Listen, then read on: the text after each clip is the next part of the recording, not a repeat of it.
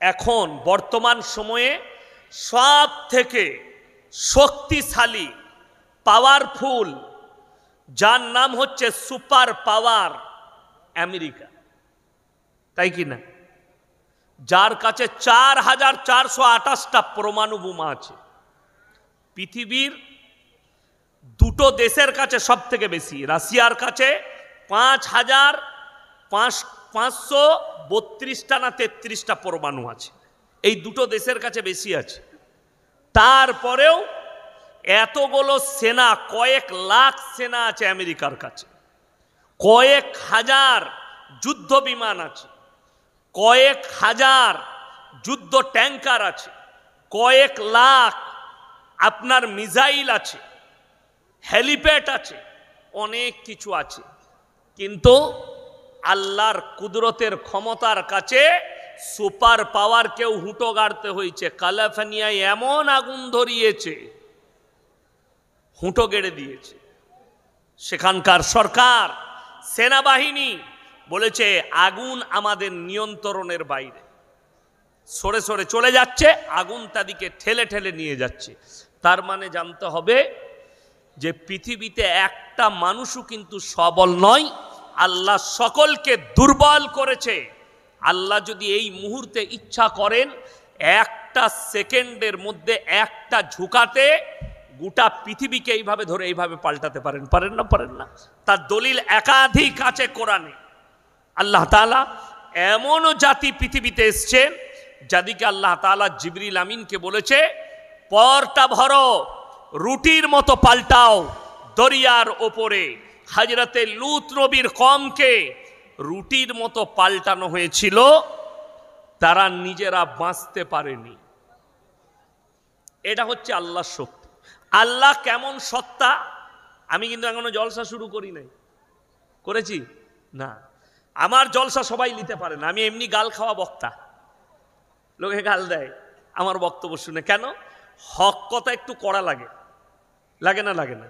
আর আমি এখানে বক্তব্য দিতে বসেছি, আল্লাহর কৃপায় আমার কিন্তু চাকরি যাবার ভয় নাই। ভয় আছে? আমি কারণ মসজিদের ইমাম নয়, আমি হচ্ছে আমার আব্বার মাদ্রাসার শিক্ষক।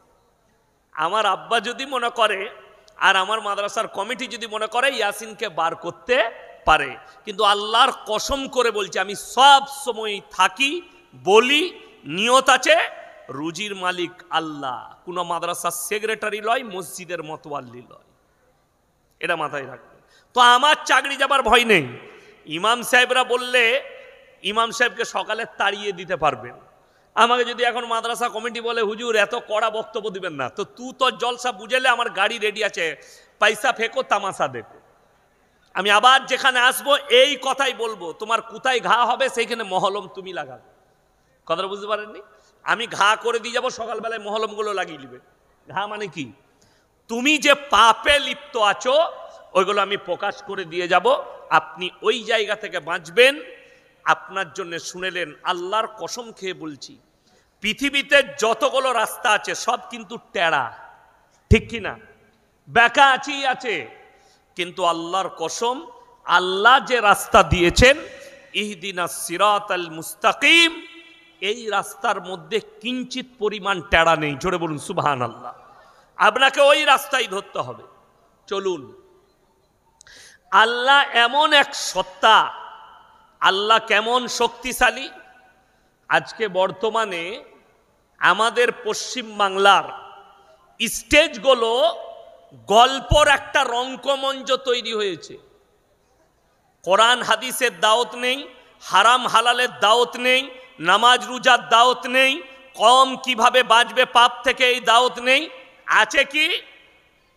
খালি বাপ দাদুর গল্প, অমুক পীর কোথায় শুয়ে আছে তার গল্প, কোথায় কে মারা গেছে তার গল্প, হুদহুদ পাখির গল্প, আর এই পাখির গল্প দিয়ে সমাজ শেষ। আর আমাদের সমাজ তো ভালোবাসে, বিশেষ করে মায়েরা, সুর করে বক্তব্য দিতে হবে, সুরে জলসা শেষ। বুঝলি কি হুজুর? বুঝি নাই কিচ্ছু, খালি হুজুরের গলাটা ভালো ছিল, দে সমাজ শেষ। গল্পগুলো 3 মাস আগেকার ঘটনা। 24 পরগনারই, উত্তর 24 পরগনায় বাড়ি, এক চ্যাংড়া ছেলে, অনেক জুনিয়র আমার থেকে, তো আমি ডানকুনির কাছে হুগলি ডিস্ট্রিক্টে এক জায়গায় জলসা করছিলাম, মসজিদে শুয়ে আছি। তো শুয়ে শুয়ে শুনতে পাচ্ছি আমার টাইম আর আধ ঘন্টা বাকি আছে।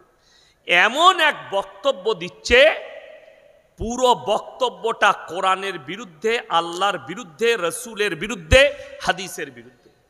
অথচ সমাজ কি বলছে? সুবহানাল্লাহ।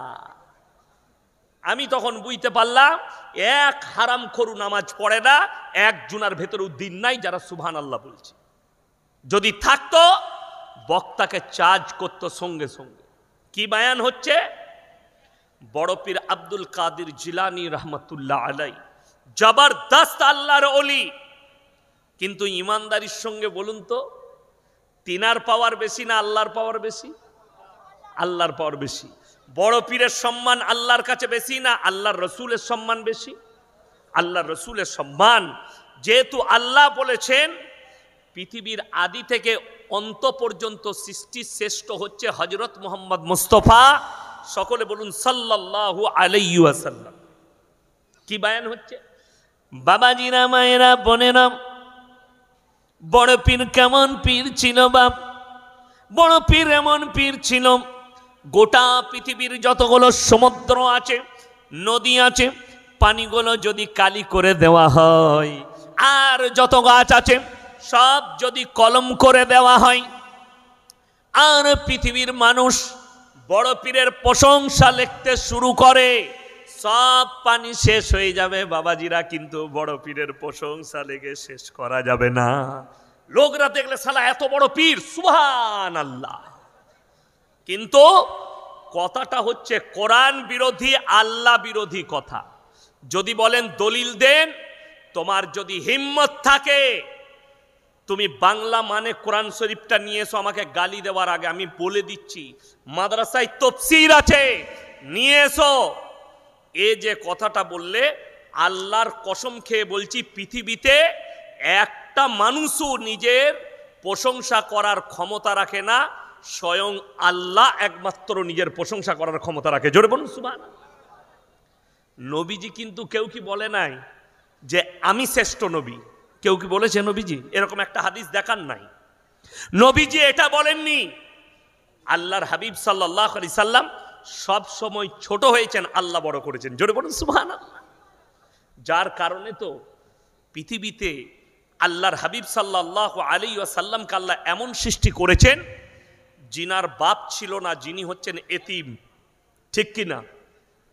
মায়ের গর্ভে তখন তিনি বাপ হারা, অথচ আল্লাহ রব্বুল আলামিন একটা এতিমকে পৃথিবীর সৃষ্টি শ্রেষ্ঠ করে দেখালেন। জোরে বলুন সুবহানাল্লাহ।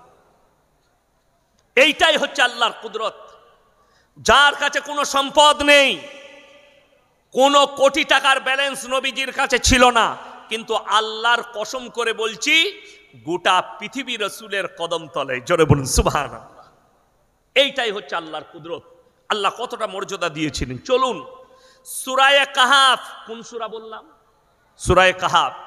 এই যে ঘটনাটা বলছে বক্তা, এটা কিন্তু নবীর জন্যও প্রযোজ্য হয়নি, কোন পয়গম্বরের জন্য, এমনকি খুদ মুহাম্মদ সাল্লাল্লাহু আলাইহি সাল্লামের জন্য এটা প্রযোজ্য নয়। এটা স্বয়ং একমাত্র আল্লাহ রাব্বুল আলামিনের জন্য। সূরা কাহাফের একবারই শেষ আয়াতের আগের আয়াত আল্লাহ কোরআনে বললেন, কার জন্যে? নিজের প্রশংসা করছেন আল্লাহ। কি বলে? কুল্লাউ কানাল বাহরু মিদাদাল লিকালিমাতি রাব্বি লানাফিদাল বাহরু ক্বাবলা আন তানফাদা কালিমাতু রাব্বি ওয়ালাউ জিনা বিমিথলিহি মাদাদা। হে আমার নবী, পৃথিবীর মানুষকে বলে দাও, যতগুলো পৃথিবীতে দরিয়া আছে, এই পানিগুলো যদি আমি কালি করে দিই, আর গোটা পৃথিবীর মানুষ তারা যদি আল্লাহর প্রশংসা লিখতে শুরু করে, এই পানি শেষ হবে। আবার আমি অতটাই দেবো, সেটাও শেষ হবে। আমার আল্লাহর প্রশংসা লেখে পৃথিবীর মানুষ শেষ করতে পারবে না। জোরে একবার বলুন সুবহানাল্লাহ। এটা শুধুমাত্র আল্লাহর জন্য। আমি স্টেজে গেলাম, আমি বললাম কোথায় পড়াশোনা করেছো? মৌলবি কোথা থেকে ফারেক হয়েছে? হুজুর মাঝে কিছুদিন পড়ে এলাম। আমি বললাম তুই মোবাইলে পাস করা মৌলবি, তুই শুনে বক্তব্য দিচ্ছে, কম শেষ হয়ে গেল এই গল্প গুজবে, শেষ হয়ে গেল। ইমানদারির সঙ্গে বলুন, সবাই একবার আল্লাহর প্রশংসা করে বলুন আলহামদুলিল্লাহ। কেন?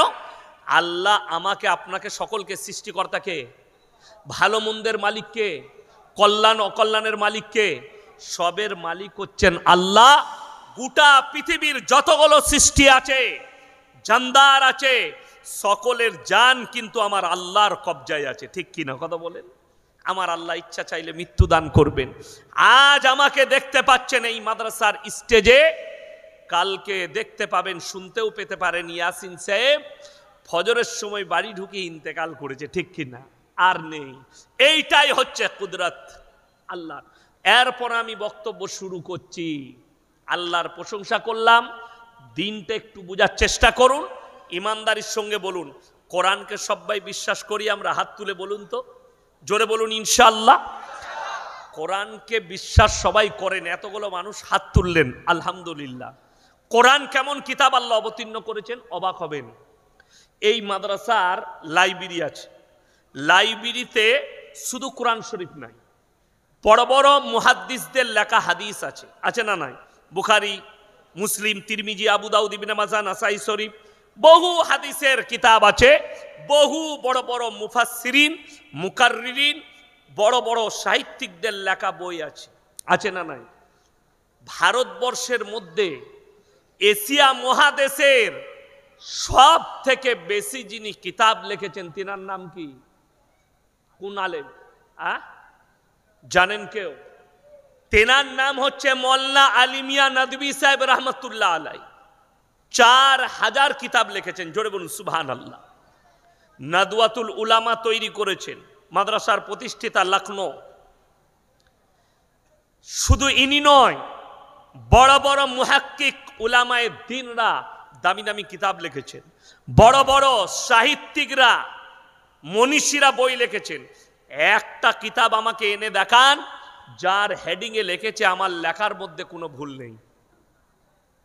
একটা লাইব্রেরি থেকে বই নিয়ে আসুন, যে কোনো আরবি কিতাব, যে কোনো বড় দেওবন্দের শিক্ষকের লেখা কিতাব নিয়ে আসুন, যে তিনি তার হেডিং এ লিখে দিয়েছে আমার লেখার মধ্যে কোনো ভুল নাই। এটা লিখতে পেরেছে কেউ? পারবে? কথা বলেন, পারবে না। আল্লাহ রাব্বুল আলামিন কোরআনকে পাঠিয়েছেন, তার শুরুতেই সূরা বাকারায় বলে দিয়েছেন জালিকাল কিতাবুল লা রাইবা ফি, আমার এই কোরআনে বিন্দুমাত্র সন্দেহের কোনো অবকাশ নাই। জোরে বলুন সুবহানাল্লাহ। ভুল তো অনেক দূরের কথা, সন্দেহের কোনো অবকাশ নাই। এরপর চলুন, কোরআনকে যদি কেউ অস্বীকার করে, মুখে বলছে, হাত তুলে বললেন আমি বিশ্বাস করি হুজুর, কিন্তু কেউ যদি কোরআনকে অস্বীকার করে, সেই লোক আর মুমিন থাকবে? কথা বলে না, মুমিন থাকবে না। কেউ যদি রাসূল আকরাম সাল্লাল্লাহু আলাইহি সাল্লামের আদেশকে অমান্য করে, রাসূলের সুন্নতকে অমান্য করে, সে আর মুমিন থাকবে? ইমানদার থাকবে? থাকবে না। চলুন আপনাকে আমি প্রমাণ দিই। ইমানদারির সঙ্গে বলুন তো, সুদ খাওয়া হারাম না হালাল? এ জোরে বলবেন, আমি কানে কম শুনি। জোরে বলুন সবাই একসাথে, হারাম। তাহলে নিশ্চয় এই এলাকায় একটাও সুদখোর নাই মুসলমানদের। হ্যাঁ আছে? আছে। এরপর বলি, কোরআনে আমার আল্লাহ বললেন ওয়াহাল্লাল্লাহুল বাইয়া ওয়া হাররামার রিবা, সুদ তোমাদের জন্য হারাম, ব্যবসা হালাল। যে লোকটা সুদ খাচ্ছে সে আল্লাহর সঙ্গে যুদ্ধ ঘোষণা করলো না? করলো না? হারাম জানার পরে, আমি মুসলিমের কথা বলছি, কোনো অন্য ধর্মের আলোচনা আমি করিনি, মাথায় রাখবেন। আমি হিন্দু ধর্মের আলোচক নয়, আমি খ্রিস্টান ধর্মের আলোচক নয়। আপনি যখন নিজেকে প্রুফ করাচ্ছেন আমি নবীর উম্মত, আমি আল্লাহর বান্দা, আল্লাহই বিশ্বাস, কোরআনে বিশ্বাস, রসুলের বিশ্বাস, আমি তখন আপনাকে বলতে চাই আল্লাহ তো কোরআনে সুদকে হারাম বললেন, রসুলের হাদিস, কেউ যদি 1 টাকা সুদ খায় নিজের মায়ের সঙ্গে 36 বার জিনা করার সমান পাপ হবে। জোরে বলুন নাউজুবিল্লাহ। সকালবেলায় আপনাদের বাজারের চায়ের দোকানগুলোই খোঁজ নেবেন, আমাকে গাল দিচ্ছে কারা? সুদখোর মাল কটা গাল দিবে, বাজে হুজুরবে ওটা, ওকে আবার দাওয়াত দেয়। তা আচ্ছা বলুন তো, আমাকে গাল দিলে সুদটা হালাল হবে? কথা বলে না। আমার কলার ধরলে সুদ হালাল হবে? হবে না, আল্লাহ হারাম বলে দিয়েছেন। পৃথিবীর আর কোনো মৌলবি মুল্লা মুহাদ্দিস পীর ফকিরের ক্ষমতা নাই সুদকে হালাল করি। রাসূল বলেছেন 1 টাকা যদি কেউ সুদ খায় সব থেকে নিম্ন স্তরের পাপ নিজের মায়ের সঙ্গে 70 বার জিনা করার সমান পাপ হবে। আপনি চিন্তা ধারালেন যে আপনি কি করছেন, এই চিন্তাধারা লিবার দায়িত্ব আপনার। আপনি যদি মুমিন হয়ে থাকেন এখান থেকে ইস্তেগফার করে উঠে যাবেন। তুমি সব থেকে বড় রাসূলের দুশমন, তুমি হচ্ছ আল্লাহর দুশমন। অপরকে গালি দিয়ে লাভ নেই। কোরআনে আছে, আল্লামা ইকবাল লিখে গেছেন, ইস ঘর কো আগ লাগি ঘর কি চিরাগ সে। মুসলমান তোমরা নিজের ঘরে নিজের আগুন ধরিয়েছ, অপরকে গালি দিয়ে লাভ নেই। আজকে কষ্ট লাগে, অনেক মুসলিম আমাদের মতো অনেক মৌলবি বক্তা তারা স্টেজে বসে অমুসলিম ভাইদের ধর্মের সমালোচনা করে, দেবদেবীর সমালোচনা করে, অথচ স্পষ্ট কোরআনে আছে, ওয়ালা তাসুব্বুল্লাযীনা ইয়াদউনা মিন দুনিল্লাহি ফায়াসুব্বুল্লাহা আদওয়াম বিগাইরি ইলম। তোমরা তাদেরকে গালি দিও না যারা আল্লাহ ব্যতীত দেবদেবীর উপাসনা করছে, তাদের ধর্মকে গালি দিও না।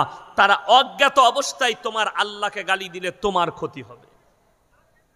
তুমি তোমার ধর্মের প্রচার করো, আল্লাহকে চিনাও, হারাম হালালটা চিনাও। ইমানদারির সঙ্গে বলুন, সুদ হারাম গেল বুঝলেন, মদ খাওয়া হারাম না হালাল? গাঁজা খাওয়া হারাম না হালাল? হারাম। মদ স্পর্শ করা হারাম। আল্লাহ কোরআনে বললেন তোমাদের জন্য নেশাগ্রস্ত জিনিস স্পর্শ করা হারাম। নবীজি বললেন নেশাগ্রস্ত জিনিস তোমরা স্পর্শ করো না। আমার আল্লাহ রাব্বুল আলামিন এরপর বলুন, আমি আপনার এই থানাটা কি থানা? জয়নগর। জয়নগরের মুয়া বিখ্যাত। কালকে আমি কোথায় ছিলাম জানেন? কুলতলি থানায়। আমি বাড়ি গেছি, আবার মাদ্রাসা করে এলাম বাড়ি থেকে, অতটা রাস্তা।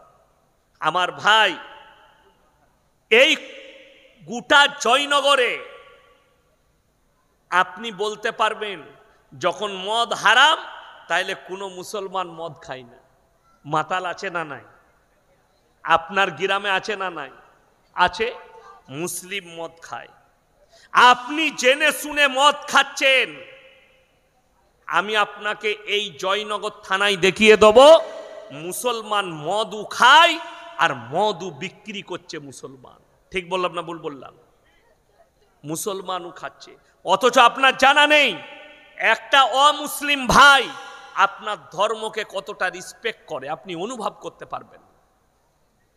যদি বলেন প্রমাণ চাই, আমাদের মতো মৌলবি আমরা প্রমাণ পেয়েছি।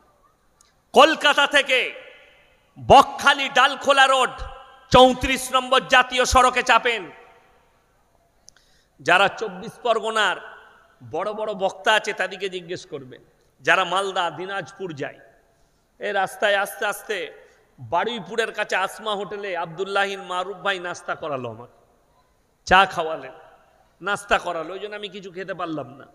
তো জিজ্ঞেস করবেন বহরমপুর পার করে এই 34 নম্বর জাতীয় সড়কের ওপরে পলসন্ডা মোড়ের কাছে একটা হোটেল আছে, লেখা আছে পাপ্পু দা ধাবা। পাঞ্জাবিদের ছেলে, দু ভাই, মাথায় পাগড়ি, মুখে দাড়ি, হোটেল চালাচ্ছে। তার হোটেলে 3টে বোর্ড লাগানো আছে। 3টে বোর্ডই মুসলমানদের ইমান বাঁচানো বোর্ড। নাম্বার 1, মদ পান করা নিষিদ্ধ। নাম্বার 2, মদ বিক্রি নিষিদ্ধ। নম্বর 3, নো স্মোকিং, এখানে ধূমপান করা নিষিদ্ধ। 3টেই বোর্ড প্রশাসনিক বোর্ড লাগানো আছে। শুধু তাদের অর্ডার নয়, একবারই মানে প্রশাসনের থানার বাবুদের কাছ থেকে পারমিশন নিয়ে বোর্ড লাগানো আছে, যাতে মানুষ মানে। কেন? তারা জানে আমরা যে জায়গায় ব্যবসা করছি এখানে 75% মুসলমান, আর মুসলমানদের জন্য মদ স্পর্শ করা হারাম। এটা সে আপনার ধর্ম সম্পর্কে জানে, অথচ তার হোটেল থেকে আমি ওই জেলাতেই দেখিয়ে দেব একাধিক মুসলিমদের হোটেল হারামখোর মদও খায়, মদও বিক্রি করছে। এটা মুসলিমদের কথা বললাম। আমি ওই হোটেলে মাঝে মাঝে চা খাই, নাস্তা খাই, আমাকে ভাঁড়ে চা দেয়। পানি চাইলে কাগজের গিলাসে পানি দেয়। কেন? যদি নাস্তা পানি করি, কাগজের প্লেটে নাস্তা দেয়, টিফিন দেয়, পকোড়া ফকোড়া। কেন? তারা জানে যে এরা হচ্ছে পবিত্র লোক, এরা হারাম খায় না, হারাম খানেওয়ালার এঁটোটাও খায় না। জোরে বলুন সুবহানাল্লাহ। তারা কতটা রেসপেক্ট করে। অথচ আপনি বলছেন আমি রসুলের উম্মত, অথচ আপনি কি খাচ্ছেন? মদ। করছেন কি? মদ বিক্রি। আর আমাদের দেশে একটা সুবিধা আছে, কি বলুন তো? নামাজ না পড়ুক, রোজা না রাখুক, যত রকমের পাপ আছে করুক, অসুবিধা নাই। বলে কেন? বলে দামি দামি হুজুর আছে, হুজুররা দোয়া করে জান্নাতে ঠেলে ঢুকিয়ে দিবে। তোর হুজুরও মার খাবে, তুইও খাবি, রেডি হয়ে থাক। কথাটা বুঝতে পারেন? হ্যাঁ, আমাদের দেশে 4 বোতল মদ খেয়ে মারা গেছে জয়নগর বাজারে। বলে চিন্তা নাই, হুজুর আইবে বর্ধমান থেকে, দোয়া করে দিবে, জান্নাত রেডি। যা বুঝে গেল, সালা মদ খেয়েও জান্নাতে। চারা জীবন মাতাল, গাঁজার আসরে জীবন কাটালে বললে অসুবিধা নাই। আচ্ছা, কোন হুজুরের দোয়া শুনেছেন? আল্লাহ আমাকে দাওয়াত দিয়েছে, দেশি মুরগি দিয়ে ভাত দিয়েছে, আল্লাহ গাওয়া ঘের পরোটা খাইয়েছে, আল্লাহ 10,000 টাকা দিবে। আল্লাহ 4 বোতল মদ খেয়ে ছেলে মারা গেছে, আল্লাহ তুমি আমাকে যখন দাওয়াত দিয়েছে একে জান্নাতে দিতেই হবে। সব থেকে প্রথমে ওই হুজুরটাই মার খাবে। খাবে না? খাবে না? তুমি মাতালকে, আমাদের দেশের লোক ওই জন্য নামাজ ফামাজ পড়ে না। মদ কোনো ব্যাপার নাই। বলে কি ব্যাপার? বলে হুজুর আছে। কি বললেন? হুজুর। অসুবিধা নাই, তোমার হুজুরের বীজ মারবে আর তোমার তো মারবেই মারবে, তুমি রেডি হয়ে থাকো, খালি কবরে যাও, বুঝতে পারবে। আরে অবাক লাগে, আল্লাহ রসুলের থেকে দামি লোক পৃথিবীতে কেউ আছে? নবীদের থেকে দামি লোক পৃথিবীতে কেউ আছে? নবীরা নিষ্পাপ, নবীরা জান্নাতি। আল্লাহ রাব্বুল আলামিন বলেছেন আপনার জানাই নাই, ওই যে রসুলের উম্মত বলছেন আর যে পীর আপনাকে দোহাই দিচ্ছে যে চিন্তা নাই আমরা যখন আছি, তুই যতই পাপ কর জান্নাতে নিয়ে যাব। আমাদের বর্ধমান জেলায় একটা পীর বেরিয়েছে, নাম কি জানেন? চিমটি বাবা। কি নাম বললাম? চিমটি বাবা। বলছে লোকে গুনাহ করে, বছরে একবার ওরস হয় তার মাজারে। তো ওরস হলে বাবা বসে থাকে, জটা ধরা চুল, তার হাতে চিমটি আছে। বলছে যে যা পাপ করবে চিমটি মেরে তুলে লুব। কত করে লাগবে? বলছে 2101 টাকা লাগবে, বাবা সব গুনাহগুলো তুলে নিব।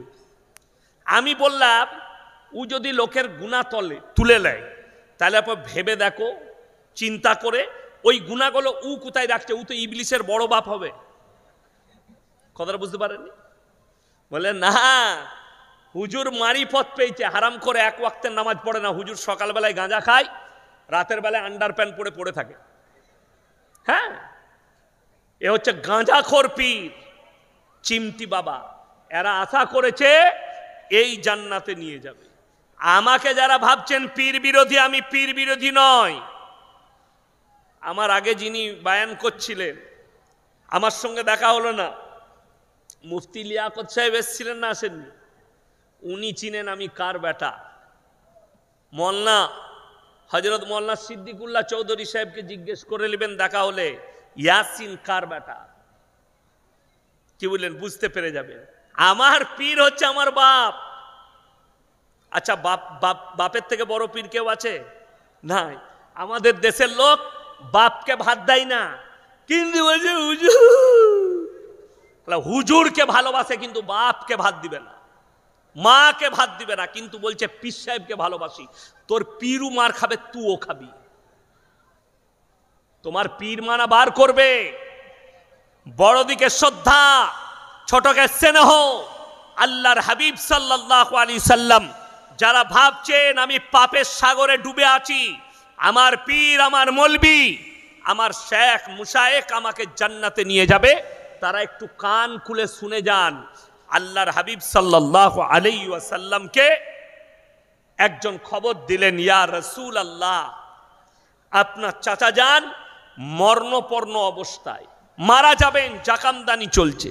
আল্লাহর হাবিব ছুটলেন, চাচার হাতটা টিপে ধরলেন। ওগো আমার চাচা, একবার খালি তুমি কলমাটা পড়ে নাও, আমি আল্লাহর কাছে তোমার জন্য কেঁদে কেঁদে ক্ষমা চাইব।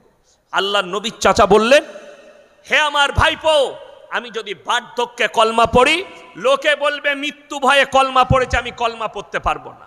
আল্লাহ আয়াত পাঠালেন রাসূলের কাছে, কি বলে? ইন্নাকা লা তাহদি মান আহবাবতা ওয়ালাকিন্নাল্লাহা ইয়াহদি মান ইয়াশা। হে আমার বিশ্বনবী, পৃথিবীর মানুষকে বলো, হিদায়েতের দপ্তরটায় আমার আল্লাহর হাতে।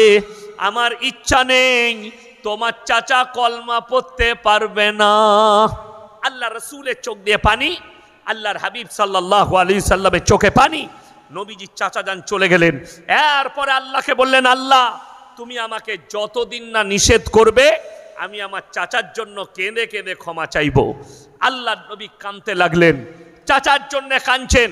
আল্লাহ আমার চাচাকে ক্ষমা করে দাও, আল্লাহ আমার চাচার মাগফিরাত করে দাও।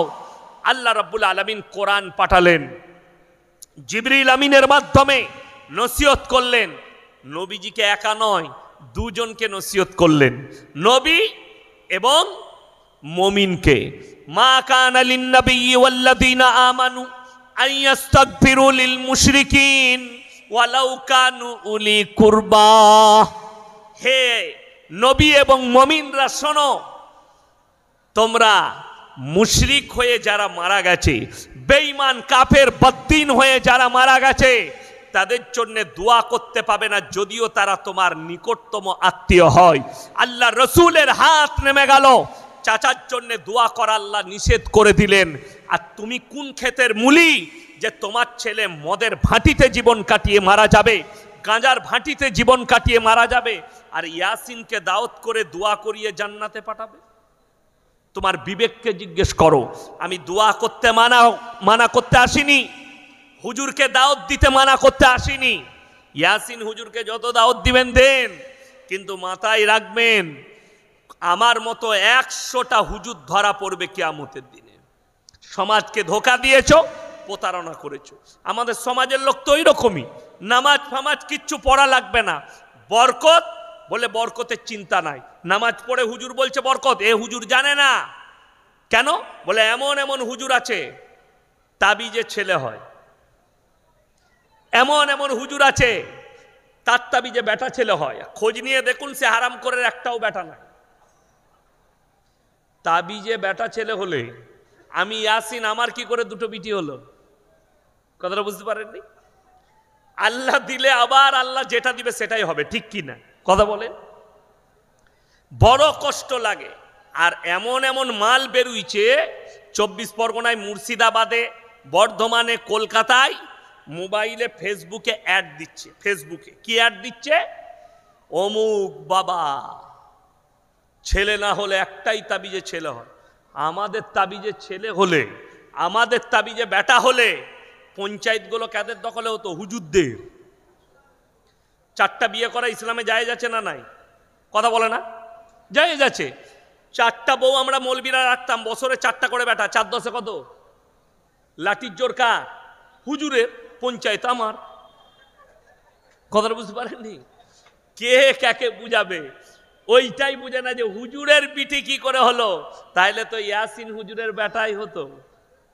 দুঃখের বিষয়, বেদনার বিষয়।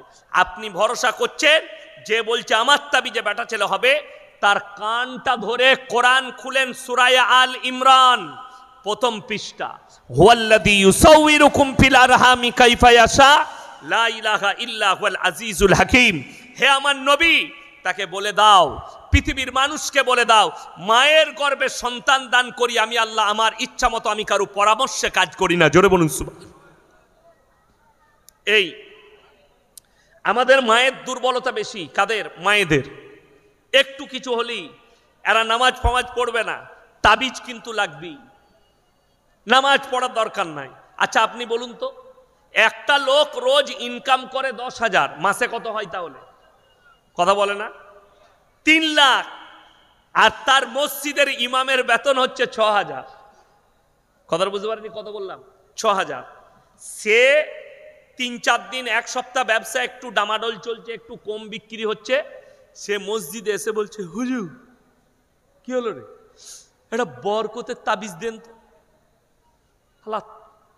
হুজুরের তাবিজে তোর ব্যবসায় যদি বরকত হয়, তো হুজুর কি করে 6,000 বেতনে টিকে আছে? আগে তো হুজুর বড় লোক হতো, কথাটা বুঝতে পারেননি? তাবিজ আমাদের কাছে, তো বরকতের তাবিজ যদি তোকে দিয়ে বরকত, তোর 50,000 টাকা ইনকাম, আর আমাকে আমার মাদ্রাসায়, আমার আব্বার মাদ্রাসায় আমার 11,000 টাকা বেতন, এরপর আমাকে এসে যদি বলে হুজুর একটা বরকতের তাবিজ দেন, এরকম পৃথিবীতে বুকা লোক দেখেছেন? লোককে বড় লোক করে নিজে গরিব থাকবে? এই যুগে তো নাই। ঠিক বললাম না ভুল বললাম? এই যুগে নাই। কিন্তু বড় কষ্টের বিষয়, আপনি আমাকে বলছেন হুজুর বরকতের তাবিজ দেন, আর আমার বেতন 11,000, আমার ইনকাম নাই, আর তোমার ইনকাম হচ্ছে মাসে 5 লাখ। দুঃখটা রাখার জায়গা নাই। বরকত তুমি পাবে। রাসূল সাল্লাল্লাহু আলাইহি সাল্লামের হাদিস, যারা 5 ওয়াক্তের নামাজি হবে আল্লাহ মৃত্যুকাল পর্যন্ত তাদের রুজিতে কোনোদিন কমি দিবেন না। জোরে বলুন সুবহানাল্লাহ।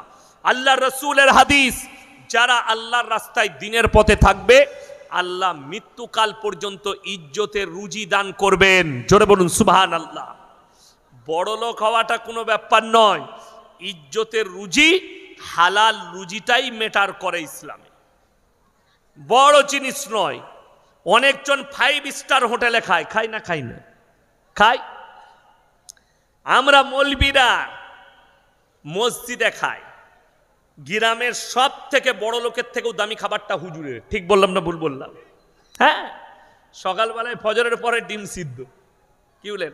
আমি যখন মাদ্রাসায় পড়তাম, আমার আব্বার মাদ্রাসায়, তো মসজিদে মাঝে মাঝে ইমাম সাহেব ছুটি নিতেন, তো নামাজ পড়াতে যেত মাদ্রাসার ছাত্র না হলে শিক্ষক, তো ছেলেদের মধ্যে কম্পিটিশন হতো, গিয়ে বলতো আমার আব্বাকে আমি নামাজ পড়াবো। কেন? দেশি মুরগি আসবে, ডিম সিদ্ধ আসবে, সকালবেলায় চা বিস্কুট ডিম সিদ্ধ খাবার জন্যে। ইমামের খাবার, দস্তরখান দামি, টাকা নাই পয়সা নাই। আল্লাহর কসম করে বলছি, টাকা সম্পদ নয়, রুজির মালিক সকলে বলুন কে? আল্লাহ। এটা যদি বিশ্বাস না হয়, সকালবেলায় উঠে আপনি তপসিয়ায় চলে যান, কলকাতায় ভিক্টোরিয়ার রাস্তায় চলে যান, 100টা বড় লোক খালি আন্ডার প্যান্ট পরে ছুটছে। কি হলো বে? ছয়শু গয়কার র। ডাক্তার বলেছে 4.5 কিলোমিটার হাঁটবি। অনেকজন আবার সাথে বউকে নিয়েছে, হাঁট হাঁট। বলে কেন গো? বলে তোরও লেগে যাবে, এখন থেকে শরীরটা কুমা। বড় কষ্ট লাগে। অনেকজন দোকানে গিয়ে বলছে দাদা একটা সুগার ফ্রি চা দেন তো। তাকে জিজ্ঞেস করুন, আচ্ছা বিনা চিনির চাটা কেমন লাগে? সে বলবে দারুণ লাগে। আর আমি বলছি ছাগলে মুখ দিবে না। বিনা চিনি চা কখনো ভালো লাগে? চায়ে মিষ্টি হতে হয় তবে ভালো লাগে। কেন ভালো লাগছে? সুগার হয়েছে বলে। এত বড় রিপোর্ট করেছে, ব্যাঙ্গালোর গেছে ডাক্তার দেখাতে, এরপরে সকালবেলায় রিপোর্ট নিয়ে ডাক্তারের চেম্বারে হাজির। ডাক্তার বললে ওরে বাপরে, খালি পেটে 350, ভরা পেটে 550, খুব বাড়া। স্যার কি কি খাবো? বলে দাঁড়া আমি লিস্টটা দিই। বলে খাবারের 4টা নিয়ে আয়। সকালবেলায় 1 মুঠো সাদা চিড়ে ভাজা আর বিনা চিনির লাল চা। ডাক্তারকে বলছে স্যার একটা দেশি মুরগির ডিম সিদ্ধ খাবো। বলে ছুতে পাবি না। পোলট্রি মুরগি? বলে ধারে পাশে যাবি না। তারপরে কি খাবো? বলে বেলা 9টার সময়, 9:30টার সময় তুমি খাবে একটা পুরা রুটি আর করলা ভাজি। বলে ওইটাই? বলে হ্যাঁ। বলে বেলা 12টায় 1 কাপ মাপা চালের ভাত মেপে নিবি, 1 কাপ যেটা হবে ওই 1 কাপ চালের ভাত দিবি, ভাত। আর কি? বলে স্যার গরুর মাংস? বলে ছুঁয়ে দেখবি না। মুরগি? বললে ধারে পাশে যাবি না। খাসি? বললে স্বপনে ভাববি না। কি খাবো স্যার? বলে খালি করলা সিদ্ধ আর ভেন্ডি সিদ্ধ খাগা। এটা কিন্তু আমি কোটিপতির বলছি। আমি আজ থেকে 7-8 বছর আগে, তখন এত সোশ্যাল মিডিয়া ছিল না, আমি বজবজের কাছে এক জায়গায় জলসায় গেলাম, চটা বজবজের কাছে। তো রাত 11টায় জলসা শেষ করলাম। তো আমাকে একজন হাজি সাহেব বলে হুজুর আমার বাড়িতে খাওয়া দাওয়ার ব্যবস্থা করুন, চলো। বাড়ি দেখে আমার মাথা খারাপ। 30 থেকে 35 কোটির বাড়ি, 50 জন ডাইনিং টেবিলে বসে খাবে। আমি গিয়ে বসলাম, কর্মচারীরা তখন খাবার লাগিয়ে রেডি, দুয়ার সময় দস্তরখান লাগিয়ে দিয়েছে টেবিলে। কি কি আছে? ভেটকি মাছের পাতুরি, ভাপা ইলিশ আর টেংড়ি কাবাব, চিকেন তন্দুরি, পরোঠা, কিমা আর খাসি আর পোলাও। হাজি সাহেব আমার পাশেই বসেছে। আমি হাই সাহেবকে বললাম, হাই সাহেব একটা ভাপা ইলিশ দিই। বলে না না আমার চলবে না, ভালো জিনিস একটা পাতুড়ি চলবে, এমন একটু চিকেন তন্দুরি। হুজুর আমার কিচ্ছু চলবে না, আমার আলাদা আসছে। আমরা আল্লাহ, তাইলে মনে হয় স্পেশাল কিছু আসছে, পাশে যখন আছে একটু লুবো। এটা আমার নিয়ত হলো আর কি, মনে মনে একটু তো পাবই। তারপরে দেখছি হাজি সাহেবের কর্মচারী আনছে, প্লেটটার দাম 2100 টাকা, চাইনার ব্র্যান্ডেড কাঁচের প্লেট। বাটির দাম 1250। প্লেটে আছে দুটো পুরা রুটি আর বাটিতে করেলা ভাজি। আমি বললাম হাজি সাহেবকে, হাজি সাহেব দস্তরখান আপনার, টাকায় আপনার, ডাইনিং টেবিল আপনার, আল্লাহ রুজি মেপেছেন মৌলবীর, কর্মচারীর, আপনার ম্যানেজারের, আপনার কর্মচারীর, রুজির মালিক আল্লাহ। হযরতে মারিয়াম যখন নিজেকে পূর্ব দিকে এক স্থানে পর্দা করে নিল, হযরতে জাকারিয়া বলছেন, ক্বালা ইয়া মারইয়ামু আন্না লাকি হাদা, ওগো মরিয়ম তোমার কাছে এই সমস্ত আশ্চর্য খাবার কোথা থেকে আসছে? মরিয়ম উত্তর দিলেন, ক্বালা ইয়া মারইয়ামু আন্না লাকি হাদা, মরিয়ম তুমি কোথা থেকে পাচ্ছ? মরিয়ম উত্তর দিচ্ছেন, হে শুনে নাও, ইন্নাল্লাহা ইয়ারযুকু মান ইয়াশাউ বিগাইরি হিসাব, আল্লাহ যাকে ভালোবাসেন, আল্লাহ যাকে পছন্দ করেন, বেশুমার রিজক দান করেন। কোথা থেকে দেব, কেমন করে দেব, আমি আল্লাহ ছাড়া পৃথিবীর কেউ জানে না। আপনি যেখানেই থাকুন রুজি কে মাপেন? সকলে বলুন, একমাত্র আল্লাহ রুজি মাপেন। অনেকজন মনে করে রুজির মালিক আমি নিজে, নাউজবিল্লাহ। এরকম ভাববেন না, সরকার রুজি দেয় না, আপনি রুজি দেন না। ওই জন্য কোরআনে এক জায়গায় আছে, আমাদের অনেক মা আছে, অনেক নিকৃষ্ট বাপ আছে যাদের কাছে দিন নাই, ইসলাম নেই। তারা কি করে, পেটে যদি বাচ্চা আসে, দুটো বাচ্চা আছে আর একটা গর্ভে বাচ্চা এসছে, স্ত্রীকে চাপ দিয়ে বলে এটাকে নষ্ট করো, ওষুধ দিয়ে, ইঞ্জেকশন দিয়ে নষ্ট করে। অথচ আল্লাহ কোরআনে বলেছে, ওয়ালা তাকতুলু আওলাদাকুম খাশিয়াতা ইমলাক নাহনু নারযুকুহুম ওয়া ইয়াকুম, দরিদ্রতার ভয়ে তোমরা তোমাদের স্ত্রীর গর্ভের বাচ্চাকে কতল করো না, নষ্ট করো না, তাদেরকে কতল করার সমান পাপ হবে।